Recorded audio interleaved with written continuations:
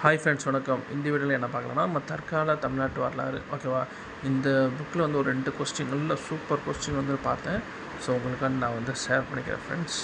So first பார்த்தீங்கன்னாக்கும் பாருங்கள், முத்தையா முதலியார் வகுப்பு வாரி இடஒதுக்கீட்டு முறையின் தந்தை என்று கூறினால் மிகையாகாது. அதாவது முத்தையா முதலியார் இருக்கார் பார்த்தீங்களா, அவர் தான் பார்த்தீங்கன்னாக்கும் வகுப்பு வாரி இடஒதுக்கீட்டு முறையின் தந்தை என்று கூறுகிறாங்க.